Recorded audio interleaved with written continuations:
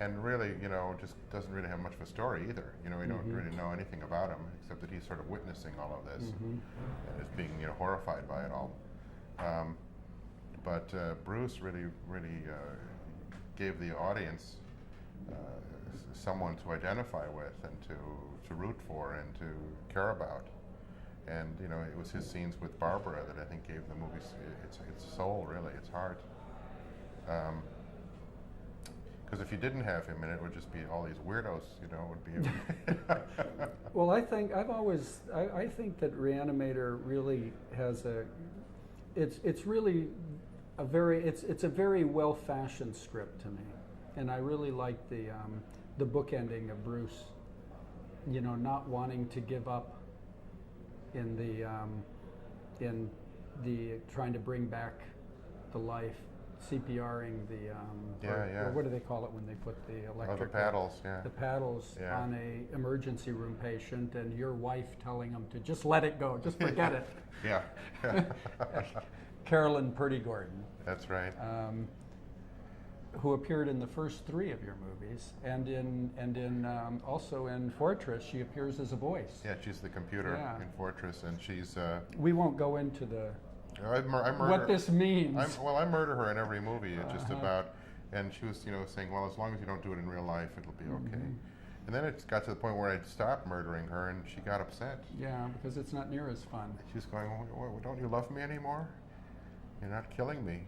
Do you remember why there were 6 zombies at the end of the movie? Because that's all we could afford. I remember when we started, it was, then there's going to be all these zombies. Yeah. And it was written to have this big zombie holocaust. Army of and then zombies. We started adding it up with Tony Dublin and Yeah, John Nolan and Dennis. Our production coordinator, Dennis. Or I think he eventually was credited as executive in charge of production because Mike Muskow was our production manager. Right. Mike Muskow, who I worked with in North Carolina and came out to LA with. Who's gone on to become a big effects supervisor. Yeah, and a producer. He produced Ed Gein. Yeah. And but I remember we were adding it up and we went, whoa, gosh, we can't have 35 zombies. And then we started going, and we said, well, how many do we need? And I remember going, well, let's see, 1? No. And I thought, well, 2, that's a couple. Yeah, a couple is zombies. 3 is a few. 4, I said, once you get to 5, you start not being able to see them all in one. So we get settled 6, that's a lot. Yeah. And when you look at it, it's plenty. Yeah. It's way plenty. It's absolutely. I think one of the great things about Reanimator is that it has so little in the way of production, and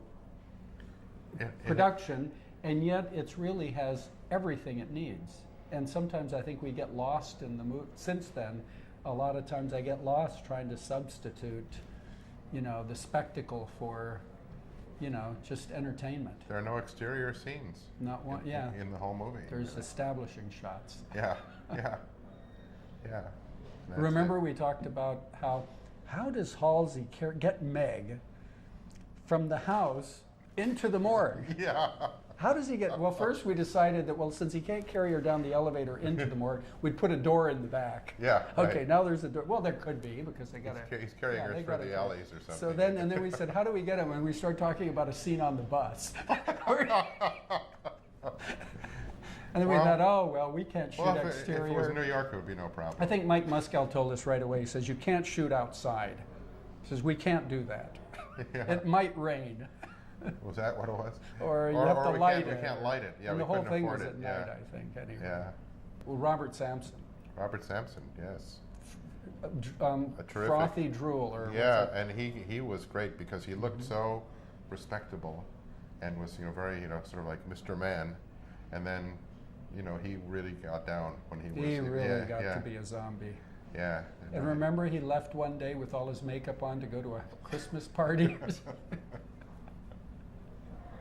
No, the guy I was going to talk about was Peter Kent. Oh, yeah. Who ended up being the first reanimated corpse, who was Arnold Schwarzenegger's body double. Yeah. strong guy. Yeah. You believe he could push over a Knock a big door steel down. door. Yeah, that's right. Yeah. Yeah, that was great. And I remember that he brought Arnold Schwarzenegger to see the film. Oh, I wasn't there for that. Well, this was pretty hilarious. Arnold came to see the film in Empire and brought 3 of his friends with him who are all like, make Arnold look like a little guy. These guys are like these enormous. You had to take 2 elevators. Well, no, what happened was, they had that tiny little elevator, and they all got into the elevator, and we're going to go up to say hello to Charlie, and as we were riding up the elevator, we suddenly realized that there's a secretary in the back of the elevator, and sort of squished against the corner, and all these guys turn and face her, and Arnold goes, "Let's get naked." No. The first time I saw it was when we took the first answer print to Cannes, to the market. And I wasn't, I had no idea what was going to happen. And Charlie had booked it at the Star Theater for midnight. And it was raining. And we went, and there was a ton of people there, so that they had to move it. I don't know how they knew, but they had to actually take the reels to the auditorium next door to it. The Star has 3 screens to show it. It was being shown in 2 theaters? Yeah, and I remember, of course, it was packed. Roger Ebert was there. No. And I couldn't believe, at the end of the movie, people were clapping in rhythm to the music and stomping their feet, and I thought, wow, this is great, making movies. It's all what gonna be fun! like this, yeah. What fun! And after the screening, I went up and buttonholed Roger Ebert, and I said, he said, I said, you wrote one of my favorite movies, and he said, oh, BTVD. I said, yeah. Right. And he said, so what'd you think? He says, I never speak before I file. Oh, yeah. But he gave you a rave. Of course, he knew you. That's why he was there.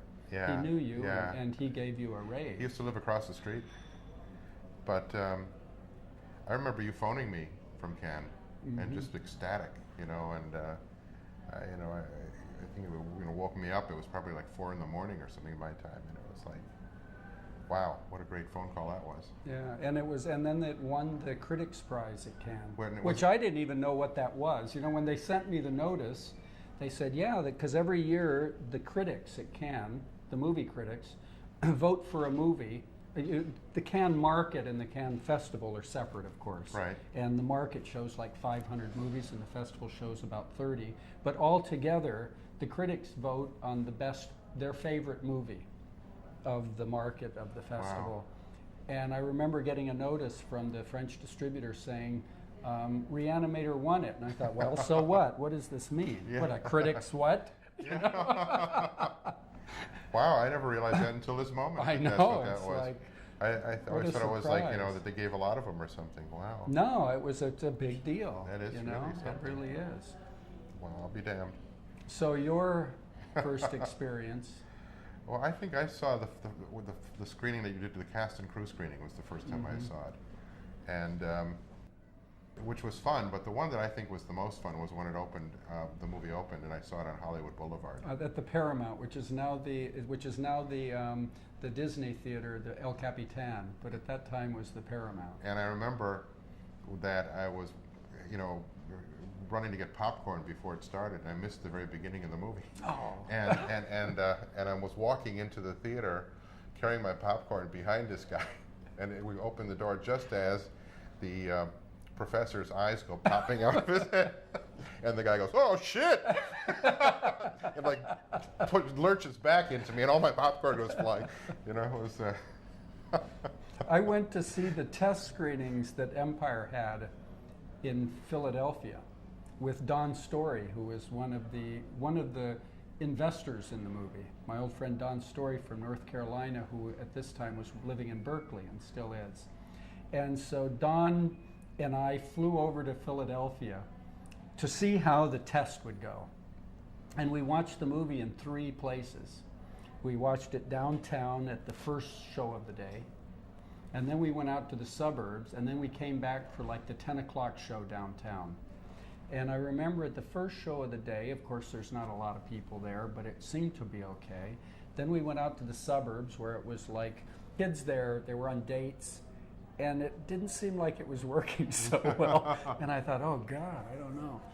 And then we went downtown for the late show, and it was packed. And of course it was almost, I'm sure it was 95% black, because it was the neighborhood. And I mean, this audience just went crazy. And we were up in the balcony, and there was a guy that would jump up and say, I can't believe this! Oh shit! He'd get up and leave and come back, and people would be talking, and it was like, I couldn't believe it. And I remember so distinctly when we were walking out across the street, and some guy was walking, and he says, that's the best damn movie I've ever seen. And me and Don were just walking on clouds after that. Oh, yeah. Absolutely. It was fun. Now, you said you wanted to bring this into the Well, I wanted to know how it felt to read the Pauline Kael review. That review was a wonderful review. And I remember that she referred to Barbara Crampton's body as being a Botticelli, Venus or something.